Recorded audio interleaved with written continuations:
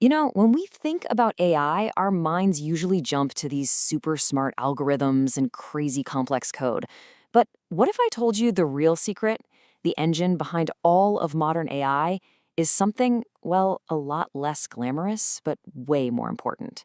We're going to follow the hidden journey of data, a journey that has to happen before any machine learning magic can even begin.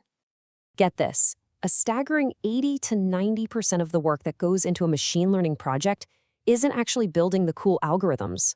Nope, it's spent on what's called data preprocessing. That's right, the huge majority of time is spent just getting the data ready for a machine to even look at it. So, what is this janitorial work, this invisible, crucial step? Well, let's frame it as a story. We're going to follow the life of one data set, our hero, if you will, on its epic journey. We'll see it go from a raw, chaotic mess to a clean, structured resource that a machine can finally learn from. Okay, so our story begins where all data stories do, in the wild. This is where we first meet our dataset, fresh from being collected, and it is, well, let's just say it's got a lot of personality. It's a total mess. Just take a look at this. This is actual data from the Titanic's passenger list. Now, if you show this to a computer, it's just going to get completely confused. See those NaN values in the age column? That means the information is just missing. And look over at gender. It says male and female. Computers, they don't speak English, they speak math. In this state, this data is pretty much useless. So these are basically the dragons our data hero has to slay on its journey. You've got duplicate entries that can mess up your results. Missing values are like giant potholes in the road to analysis. And all that text data, that's a language barrier the machine can't cross. Oh, and to top it off, you have numbers on wildly different scales, which can create some serious bias. These are the hurdles we have to clear. And so the first trial begins, the great data cleanup. This is where data scientists have to roll up their sleeves and start turning all that chaos into order. It's tedious work for sure, but it is absolutely essential. First things first, we've got to deal with all those empty spots. We can't just ignore them. A lot of algorithms will just error out or throw away the whole row of data if they see a blank.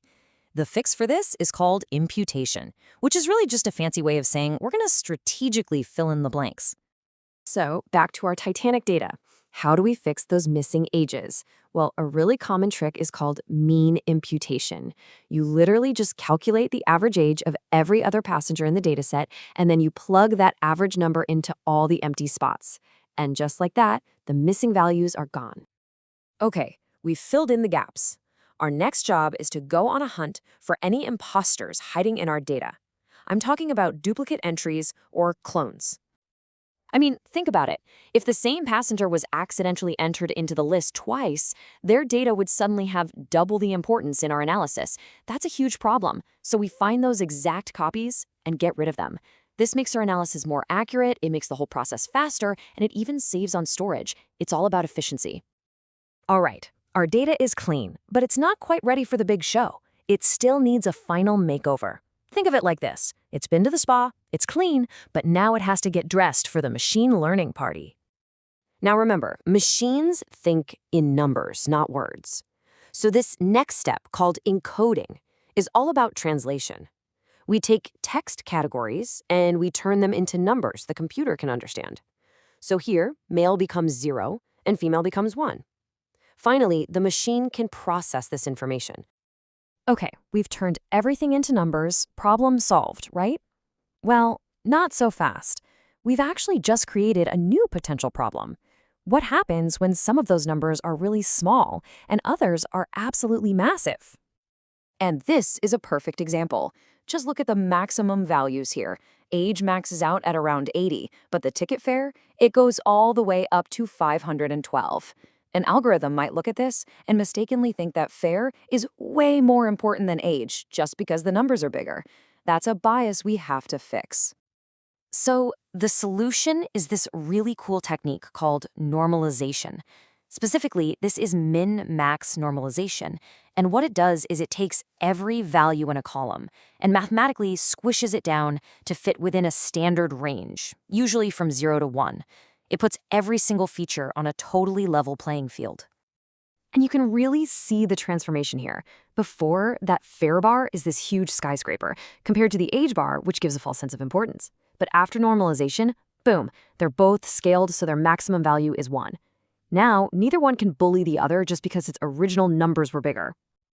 And with that final touch, our data's long, tough journey is finally over. It's been cleaned, it's been translated, and it's been balanced. It is now, at long last, ready for its true destiny, to teach a machine. This is the classic definition of machine learning. But the key part for our story is that little phrase experience E. And our clean, transformed, ready-to-go dataset, that is the experience. It is the high-quality textbook that the computer program is finally ready to learn from. So let's just recap that whole journey real quick. We started with raw, messy, basically unusable data from the Titanic. Then, through a whole lot of cleaning and transformation, we turned it into a structured, numerical dataset.